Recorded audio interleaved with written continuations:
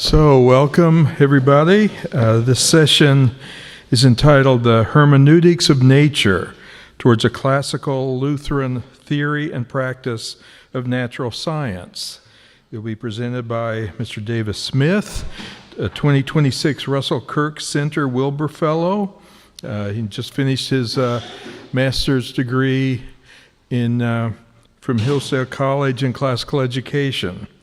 He is deeply passionate about the history and philosophy of education, aesthetics, hymnody, church history, and other aspects of the Western liberal arts tradition. Please welcome Mr. Smith.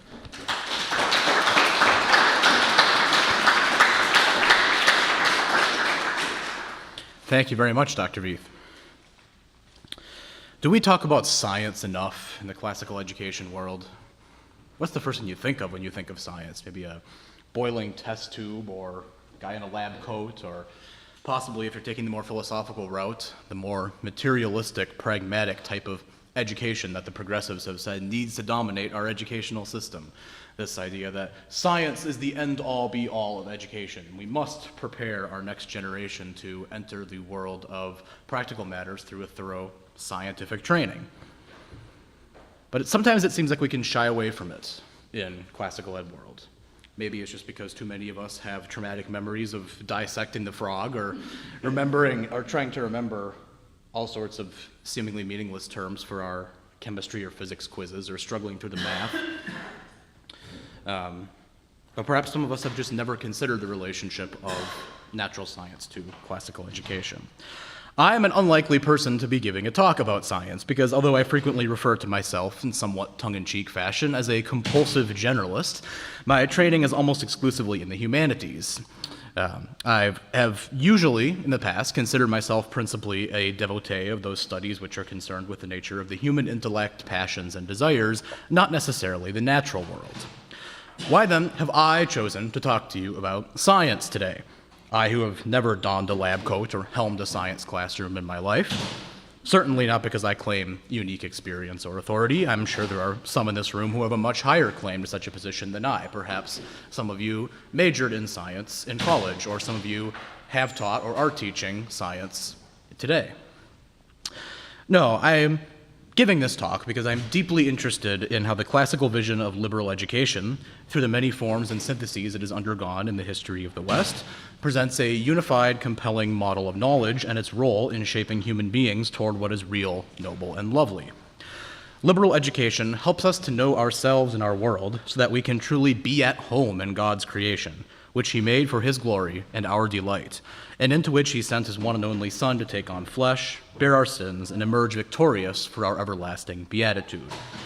The modern classical education renewal and its adjacent movements rightly place great emphasis on what we would call the humanities, a term which, by the way, we owe to the Renaissance and the work of scholars such as Philip Melanchthon in incorporating the traditional liberal arts along with poetry and history as studia humanitatis. But the vibrant, vital beauty and depth of the universe, with both its hidden and tangible patterns, is not something to be ashamed of, despite its hijacking by the secular gods of materialism, pragmatism, and scientism. Accordingly, this talk will be not only a criticism of these idols, their insufficiency, I think, is thoroughly manifest for all of us in this room. Rather, I want to make some introductory steps toward a positive classical Lutheran theory and practice of natural science. Natural science not just as adding God to the secular textbooks, nor mere theorizing or mere experimentation, but as another of the many means by which the incarnate Logos has revealed to us the heavenly gifts of the Father, through which the Spirit enlightens and revivifies us to witness his goodness, might, and mercy. I'll begin, and I've outlined this in the handout so you can follow along. I'll begin by defining and situating the term natural science within both the liberal arts and Lutheran theology, first by working through the concept philosophically, then citing some significant Lutheran thinkers in the topic. With what time we'll have left, we'll get to what I know you're all here for, the practical advice for the classroom and the lab as we investigate some routines, structures, and techniques that can be implemented to make this philosophy of natural science manifest in our daily routines and in our activities amongst our students. Let's begin with some definitions. Per its Latin etymology, the definition of science doesn't give us much. It simply means knowledge, from scio, to know. This is why, until the late 19th century, the discipline was referred to under the umbrella of natural science or natural philosophy. Now, this is a hugely significant semantic shift. Classically, philosophy, that is, human knowledge that can be attained apart from special revelation, the knowledge which we can gain simply by using the divine gift of reason, consisted of three branches: moral, metaphysical, and natural philosophy. Let's break these apart a little bit. Moral philosophy contemplates right action and encompasses ethics. In other words, moral philosophy asks, how ought I to act in the world? What am I to do in order to be a good human being? Metaphysics contemplates the first principles of reality and the deep structures of thought, truth, and appearance. It asks, what is the nature of the invisible structures that make experience possible? Or what is the nature of the immaterial world? Natural philosophy, our topic, is the study of the various phenomena of nature that is tangible to us. It asks, what is the nature of our material, physical world? The subtle move away from this term toward monopolizing knowledge or science against all other fields is indicative of the progressive milieu of the 19th century, which exalted the supremacy of experimental empirical science as the surest and truest form of knowledge. We live in a world where science has been slowly taken over to mean only the study of nature, whereas the other two branches of natural philosophy or of science have simply disappeared or been relegated to other fields that we might call the humanities. We have this tension between science and humanities now in our modern academic world. Should we then get rid of the term science if we are to be truly classical and go back to natural philosophy? Well, like it or not, the term is with us. This is why I prefer to use the term natural science as a compromise. It has more resonance with the classical tradition of seeing the study of nature as a part of philosophy, that is, the love of wisdom and the investigation of why, what, and how things are and ought to be in the universe. But we compromise by maintaining that term science in the term. Popular parlance pits the sciences against the humanities, inferring that the observation and harnessing of natural phenomena is a fundamentally different type of inquiry than the kinds of learning that are more connected to the understanding of human nature. However, when speaking from the lens of the Western tradition, it's more accurate to consider natural science as a quadrivium adjacent discipline. That is, it is adjacent to arithmetic, geometry, music, and astronomy as an examination of the world in which humans live. The trivial arts, that is, the arts of the trivium, not those arts which are insignificant or meaningless, the arts of the trivium, on the other hand, comprising grammar, logic, and rhetoric, encompass the arts of language, thought, and culture which are native to the human person. Natural science, and in a similar but not identical sense, mathematics, is thus distinguished from other areas of inquiry by its immediate attention to the order of the universe rather than the order of the soul. Although I certainly don't think that either rules out the other. I think both the order of the universe and the order of the soul are intimately connected. But in terms of what it's immediately paying attention to and what is the immediate domain of its study, the trivium encompasses the order of the soul and the quadrivium the order of the universe. We can't discuss the definition of natural science without touching on the idea of the scientific method, which is seen as the principal divider between science and all other, and it may be inferred, lesser forms of knowledge. Insofar as the average public school student is exposed to any philosophy of science, it is the extolation of this scientific method. This method, it is taught, is the plumb line for whether or not one is really doing science. It begins with a question or problem about how something in the world works, then proceeds to a hypothesis, a statement of conjecture, that is, about what the scientist thinks he will see in the experiment, which is then tested through a carefully controlled experiment accompanied by close observation. After multiple runs of the experiment have confirmed a repeatable truth, the scientist develops a law or a theory. So crucial is this framework to science education that the field is most often defined by its method rather than by its subject matter, with inculcation of, quote, scientific ways of thinking emphasize much more than concrete knowledge about nature. In preparing this, I combed through a few definitions of science education provided by public school boards, the National Academy for Science Education Standards, and other such organizations, and they almost uniformly define science as simply using the scientific method, not by the actual content that is proper to it of looking at nature. It's all about method. I do not mean to infer that the scientific method should not be taught or adhered to in our curricula. But if we define natural science by method rather than content, this is not natural philosophy. the wisdom proper to the observation of nature as one of the three classical branches of philosophy. I want to argue, in fact, that natural science is not defined by the scientific method at all. The definition of natural science lies more in the content that is proper to its domain, rather than the methods that are used to know that content. This assumed elevation of method in modern science is seemingly peculiar to natural science when compared with other subjects. Is literature most commonly defined as the interpretive method of looking at a text, or just the texts themselves? Is history defined as the use of historiographical paradigms, or as the actual investigation of the past? This is not to say that all fields do not have concomitant methods that complement them, which are most appropriate to them. But by comparison, it certainly seems as if science education has been influenced beyond all other realms by the progressive turn from the what's of the curriculum to the how. According to the progressive educator, an obsessive focus on content leaves the imaginations and social capacities of students drained. Instead of simply learning about the world, students should learn to think like scientists, so that the inductive process of empirical observation, experimentation, and testing can be applied to all areas of life. In this sense, the scientific method, as a reigning ideal of the modern world, has philosophical baggage extending far beyond biology, physics, and chemistry, making a classical engagement with natural science all the more crucial. This, by the way, also means that teaching how to think, not what to think, is actually a thoroughly progressive statement. The progressive, by definition, in theology, politics, and philosophy, as well as education, eschews content for process. Thus far, it may seem as if natural science has been painted as something which the classical educator should approach with some sort of standoffish attitude of caution.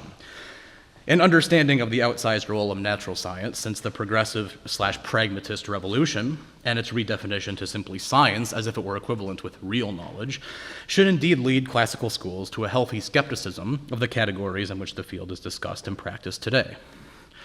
But the history of inquiry into nature, from the ancient Greek astronomers and physicists to Copernicus and Kepler, to Newton's physical revolution and beyond, shows us that the great natural philosophers took an ecstatic delight in examining the visible and invisible testimonies of the universe through careful study and experimentation. In essence, natural science attempts to answer one of the most basic questions of human existence. What am I looking at when I look at nature? This question can be completed with any scenario. What am I looking at when I look at the stars? How about a thunderstorm, or a bird soaring, or when magnets repulse each other, or when I mix this chemical with that, or when leaves change color in the fall? To paraphrase Aristotle, all men by nature desire to know nature. We want to know the causes and effects of things. We want to know how things are constituted. We want to know why things happen and for what purpose. These are indeed the same fundamental questions answered in all subjects of a well-rounded classical curriculum. If we see natural science as the art of looking at nature, just as literature is the art of looking at texts, and history is the art of looking at the past, and so on down the line for any field one can envision, we can move past the idolatry of method and instill joy in the student at what he sees to the other end of the microscope or telescope, under the dissection knife, in the beaker, or in the physical phenomena that occur in everyday life. The questions asked above about causes and effects, essence and purpose, lead to a delineation of the various branches of natural science to which students should be exposed. One compelling way of dividing the sciences is through the Aristotelian lens of different types of change.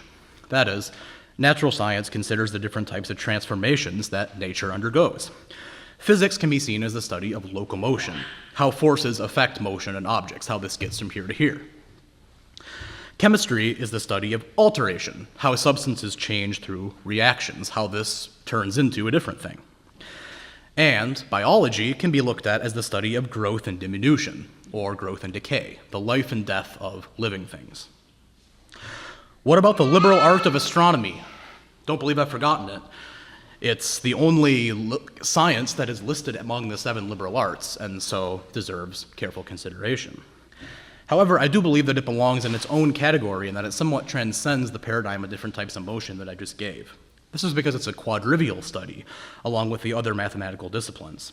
It is about the discernment of numerical patterns in space and time. In this way, it straddles the border of natural science and mathematics. It serves as a sort of bridge between abstract computation and the tangible study that is science. It should still be a major component of a well-rounded classical science curriculum, but it does somewhat transcend that paradigm I just gave.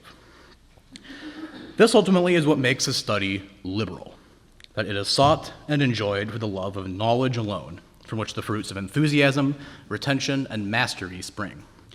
The sheer joy of inhabiting nature and getting to know it inspires eagerness and ultimately gratitude for the privilege of humanity to take upon us the mystery of things as if we were God's spies, as Shakespeare phrased it in King Lear. In this wonderful book called The Wholeness of Nature by André Bortoft, it is a study of the Romantic polymath Johann Wolfgang von Goethe's philosophy of science. This is an excellent book, highly recommended. I have that listed along with a few other books in the bibliography at the end of the handout. This is a list of sources that I consulted for this, as well as just things that I think are helpful for the classical science educator to know. But this book, The Wholeness of Nature, is a study of Goethe's understanding of science. And although I certainly would not advocate a wholesale embrace of this romantic, mystical understanding of natural science, I found much to admire in this text as an interesting and fresh paradigm for approaching the task of natural science. According to Goethe, science is the hermeneutics of nature. That is, the world must be read and interpreted as a coherent text, not a series of disconnected sentences. To understand a Shakespeare play, a good teacher does not just open the book to random pages, write a bunch of sentences on the whiteboard, and analyze them one by one apart from the overarching story and themes. The art teacher doesn't just obsess over the Mona Lisa's nose and hair and ignore the person to which they're connected. But, Goethe argues, and Bortoft, the scholar who's analyzing him, this is basically what modern science education looks like. It's about individual facts of nature, not about nature in and of itself. One need not agree with Goethe's mysticism to discern the main takeaway. Students should not be encouraged to see the world as a cohesive whole. Sorry, I added a word that should not have been there. Students should be encouraged to see the world as a cohesive whole, with each part fitting into the others to produce the greatest and the most sublime work of art, that is, the universe. Kevin Clark and Ravi Jain in the liberal arts tradition state that knowledge in the classical sense is particularly dependent on knowing the underlying causes that produce a thing and describe why it necessarily must be so. Apart from any specific classroom activities, this is the most vital distinctive of classical science pedagogy, and the most significant step in reclaiming the field of natural science as the domain covering our knowledge of the world as a whole, which we inhabit. All right. So that all considers natural science from the perspective of the city of man, apart from the transcendent. I believe I've just been covering the realm of what we can attain through reason. But it doesn't take a large leap from here to recognize that the hermeneutics of nature really means engagement with God's handiwork, leading to awe and gratitude. For the best scholarly treatment of the Lutheran view of earthly reality as discerned through science, I highly recommend Werner Ehlert's chapter on the world as space in his magisterial book, The Structure of Lutheranism. This is one of the best chapters I've ever read on the philosophical basis of Lutheranism and how Lutherans understand the world from a philosophical perspective. It's a rather scholarly read, a little dense, but it's really good. If you really want to take a dive into philosophy of science, highly recommend it. Ehlert argues that the Lutheran worldview sees the world as a grand, unified whole that harmonizes to give witness to the majesty, creativity, and benevolence of the Creator. Ehlert asserts that the belief that the universe overflows with divine love is a thoroughly Lutheran one. Everything from the tiniest blade of grass to the very sun and stars in the sky is a uniform witness to the goodness of the Creator and the fact that Christ the Logos sustains us in all of our activities. Through the light of the gospel, one sees overwhelming signs of God's care, love, and providence everywhere in the world. Despite Luther and Melanchthon's off-cited doubts about the Copernican model, yes, they both rejected Copernicus's theory. They both thought that the Earth was the center of the universe, and there were reasons for that. But despite that, the first scholar who took Copernicus's ideas seriously and taught them to students was Joachim Rheticus, a professor at Wittenberg. And most of Copernicus's dedicated disciples were Lutherans, including Tycho Brahe and Johannes Kepler, who greatly elaborated and expanded on the heliocentric model with mathematical underpinnings and made many new observations. It was, for the most part, Lutherans who made Copernicus's ideas in vogue. Luther continually exalts the beauty and majesty of creation, and he loves the natural world so fervently. Particularly if you read the Table Talk, just the way that he talks about nature is often very beautiful and very tender. You sometimes wouldn't expect Luther to be so poetic and so given to flights of fancy if you just read the theological treatises, but there's some wonderful observations he makes about nature, and there's this overflowing joy that just kind of puts a smile on your face. The mere existence of trees, fruits, stars, and animals, in addition to food, drink, marriage, learning, and music, is testimony to God's goodness and his victory against the devil. There's this great quote that's listed on your handout from the Table Talk. He says, "For all creatures are armies of God." What? Armies of God, and they all serve as soldiers in accordance with their situation. The trees bring forth fruits and leaves, the earth brings forth grasses and grains, etc. If Satan were able, he would prevent all this. Therefore, all creatures are soldiers. Okay, Luther. Imagine how rich the task of experimenting, observing, and learning about the natural world would become if a biology class began with a discussion of this quote. The very nature of the world is testament to God's victory over the devil. That's pretty awesome. Melanchthon's emphasis, on the other hand, not that it's opposed, but his emphasis lies more in the knowledge of the phenomena of nature as a most beautiful and precious gift to be studied zealously and passed on to the next generation, in the same way that he treats all of the other liberal arts and humane studies. Christ has, quote, bestowed the tradition about himself on humankind in these arts. He poured into us the best things in himself, that is, the rays of his wisdom. In other words, science is God's paideia, that is, the passing down of wisdom about himself. Natural science is the means by which God educates his children in his own ways from the perspective of his might and his benevolence and his grandeur. And Luther and Melanchthon agree that you have to see the world through the gospel, right? Because apart from that, what you're left with, more often than not, is fear at the grandeur and the majesty of the world. Because you see yourself as so insignificant and such a sinner and so depraved in the face of the greatness in nature that you think, what hope could there possibly be for me?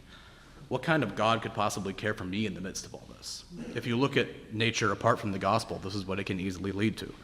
But through the gospel, you know the meaning of what Christ has done for the world and for yourself. You know that he has claimed you in baptism. You know that the world is an expression of his divine love.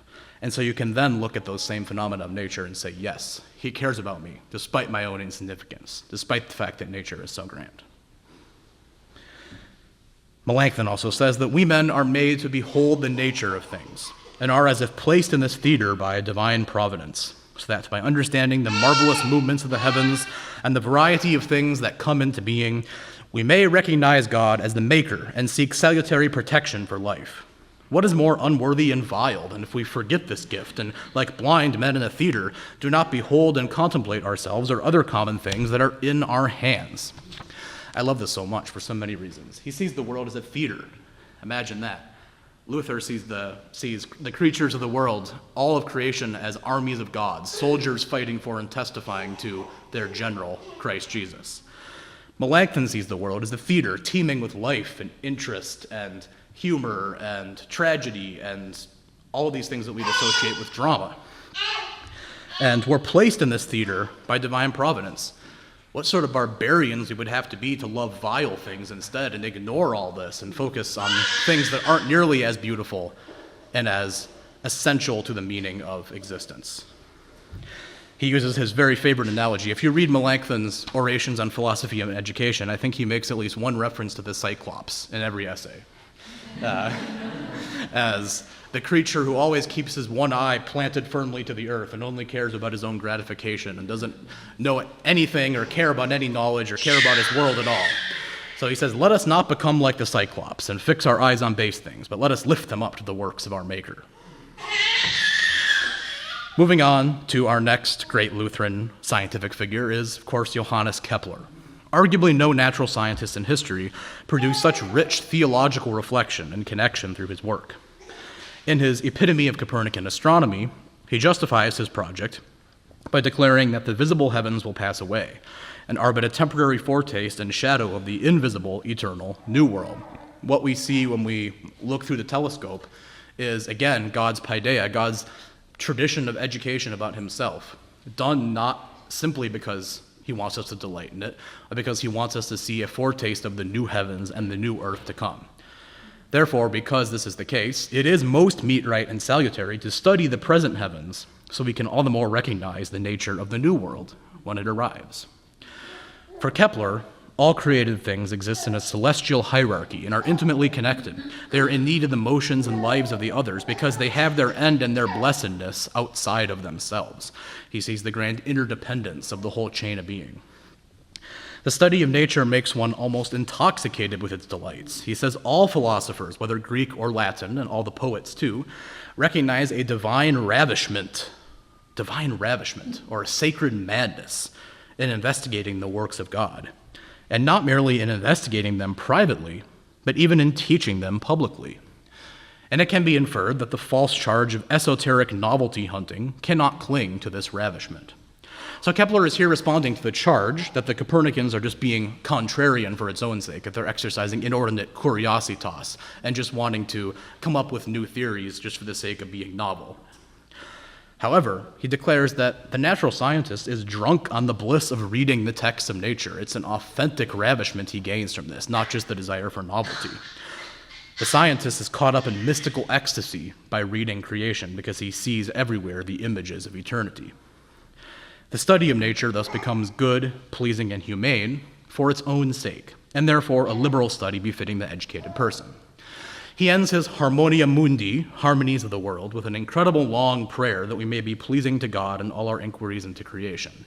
Quote, "And that from the bringing of thy people into concord, the body of thy church may be built up in the earth, as thou didst direct the heavens themselves out of harmonies."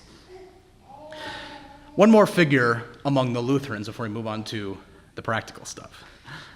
Johann Georg Hamann, one of the most interesting and just honestly flat-out weird figures of the Lutheran tradition. He is a philosopher from the 18th century. He lives on the same time as Immanuel Kant, is in fact friends with Kant, but then later breaks radically from his thought and makes it his life's mission once he becomes more of a faithful man. He wasn't too much connected to the faith, but then he went to England, had a dramatic experience, converted to more of a pietist Lutheranism. He wasn't terribly confessional, but still for our purposes, I think he's fascinating. He made it his life's mission to refute Kant's abstract, rational, disconnected, secular theories of philosophy by returning philosophy to its divine roots.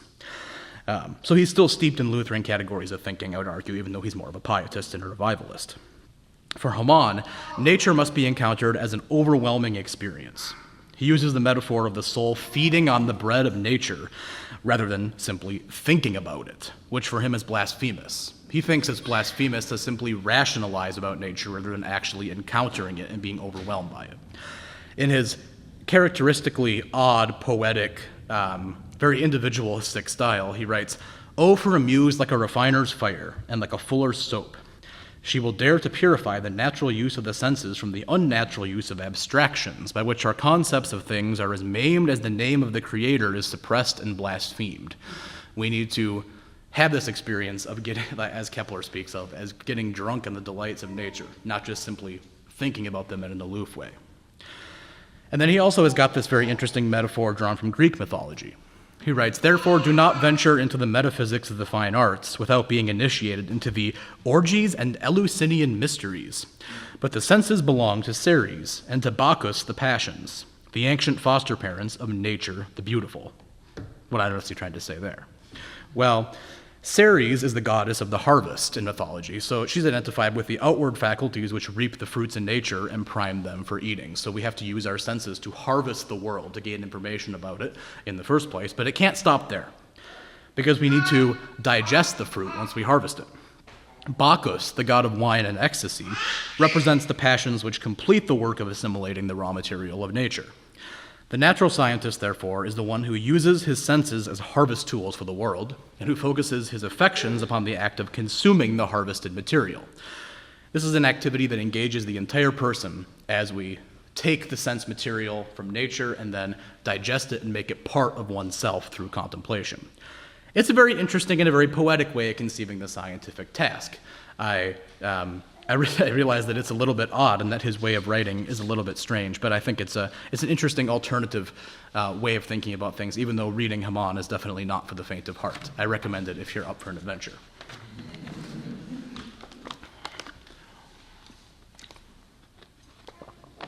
Finally, he's gotten to the practical part. 4 tips for the classical teacher of natural science to make these principles manifest in the classroom and the lab. So these are 4 things that I devised after reflecting on the nature of science philosophically and theologically in terms of how they can best be practiced as we aim to inculcate our students in this art of reading and interpreting and loving nature for the testimony of the divine logos that it is. The first of these is mastery of prolegomena is key. By a prolegomena, I mean fundamentals and introductory matters, things that come before, the most basic things you need in order to do any sort of study. This should extend all the way to the lower grades, but within the context of individual courses, teachers should be willing to spend a great deal of time on the prolegomena of the foundations of the first couple of weeks of each science until all students demonstrate proficiency in these matters. In biology, this means spend a lot of time on the definition of life and on taxonomy and biological nomenclature. In chemistry, this means mastering scientific notation and the structure of the atom. In physics, this means a thorough review of algebra and trigonometric functions. Not only will lingering over the basics ensure that a proper foundation is laid for success, it also shows students that teachers are willing to dwell on difficult topics in order to appreciate and assimilate the complexity of reading the text of creation. Just as we have to know the meaning of the words in Shakespeare before we progress to interpreting them for their grander significance, we have to have those prolegomena down before we read deeper into the text of nature. This will give them reassurance for the rest of the course. It also helps students, quizzes and tests, they're inevitable, but they do serve as real assessments of knowledge. I do believe that. I don't think we should get rid of them. However, they must be seen as means to the end of knowing and loving nature more thoroughly, and the teacher's willingness to linger rather than plunge forward can reflect this eagerness and this love of nature. Natural science has a reputation for being full of things to memorize, but this is no different than studying a foreign language or music theory. In fields like this, where drilling is a major component of success, progress will not occur unless each incremental step of knowledge is thoroughly understood before moving on. Number 2, ask questions related to observation. Just as math instruction emphasizes word problems in order to lead up to higher matters, good instruction in natural science begins with familiar scenarios during lectures and with the immediately obvious during experiments. For the former, even a simple reference to static electricity, an experience with which almost every student will be familiar from everyday life, can alleviate the rigors of electromagnetic equations. You always have to make it the least abstract that you can. In experiments, students should not be chained to the textbook's explanations and definitions. They should instead begin with what they see actually happening in front of them.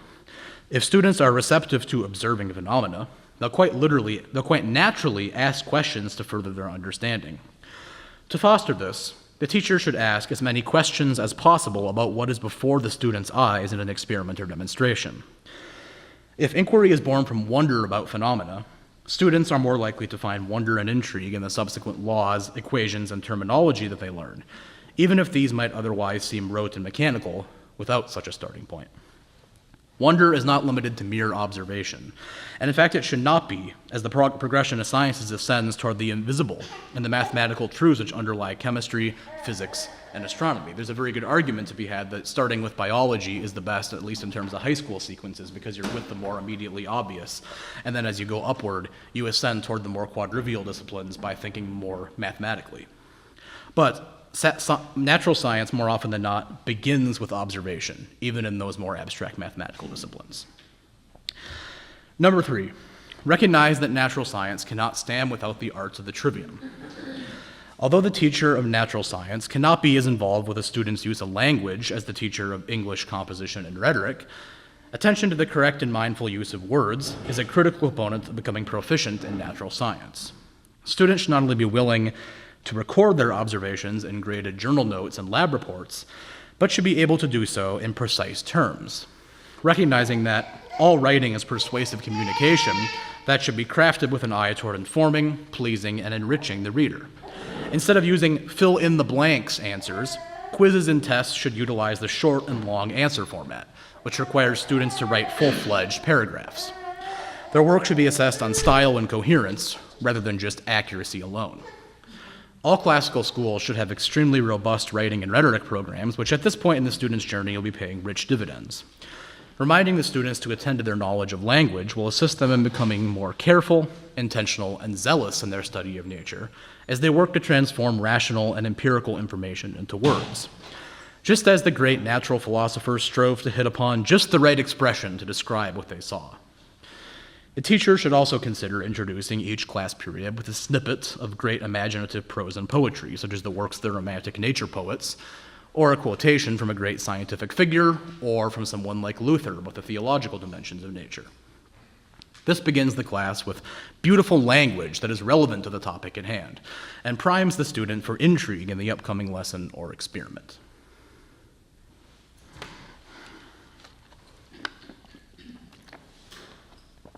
Number 4, place the history and philosophy of science front and center. Men like Aristotle, Copernicus, Kepler, Newton, Huygens, Linnaeus, Faraday, even Darwin, and even Einstein are not to be glossed over with brief comments about their historical significance.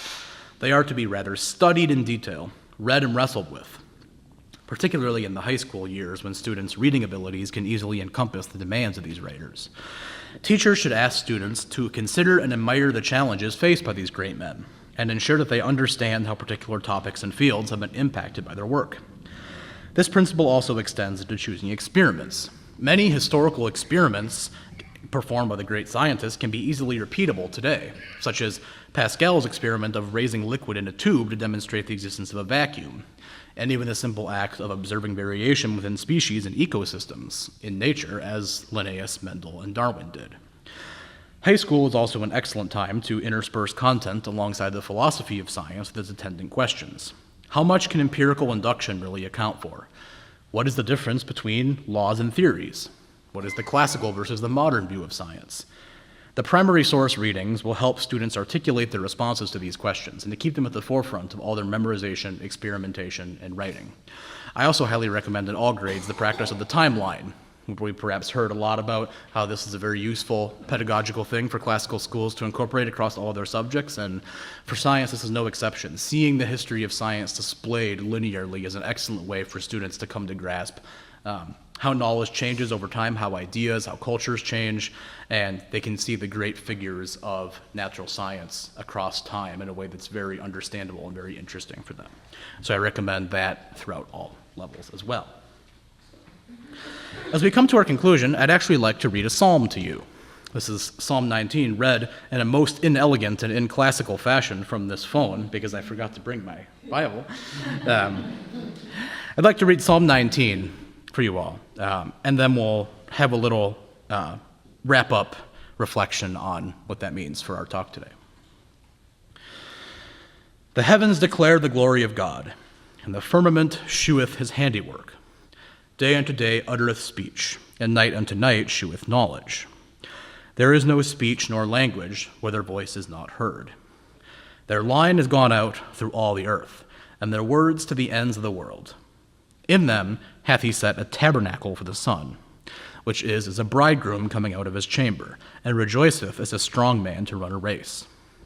His going forth is from the end of the heaven, and his circuit unto the ends of it, and there is nothing hid from the heat thereof. The law of the Lord is perfect, converting the soul. The testimony of the Lord is sure, making wise the simple. The statutes of the Lord are right, rejoicing the heart. The commandment of the Lord is pure, enlightening the eyes. The fear of the Lord is clean, enduring forever. The judgments of the Lord are true and righteous altogether. More to be desired are they than gold, yea, than much fine gold, sweeter also than honey and the honeycomb. Moreover, by them is thy servant warned, and in keeping of them there is great reward. Who can understand his errors? Cleanse thou me from secret faults. Keep back thy servant also from presumptuous sins. Let them not have dominion over me. Then shall I be upright, and I shall be innocent from the great transgression.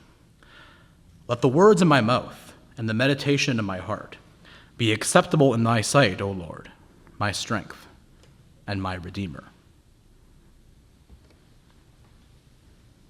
I'm always incredibly moved and struck by how this famous psalm maneuvers from the general testimony of the Lord in creation to the beauty and righteousness of the law as a guide for human life. As we close, let me suggest that this psalm contains a worthwhile and beautiful paradigm for a biblical understanding of education. Like Kepler and like Hamann, we ought to see the book of nature as a preparatory foretaste for the new heavens and the new earth, and the wedding feast of the Lamb to come. The sun and the stars, daily running their course through the sky, as the psalmist points out, cry out, "We reflect the majesty of our Lord," and cause us to marvel at the care which he bestows on us as well as on our world, as he makes our home in the world. Education, in many ways, begins in wonder at reality. But, I want to emphasize, it cannot end there. For the psalmist changes rapidly, without warning, to extolling the perfection of the law. It's a huge topical shift from looking at the sun and marveling at it to looking at the law of the Lord as given through special revelation.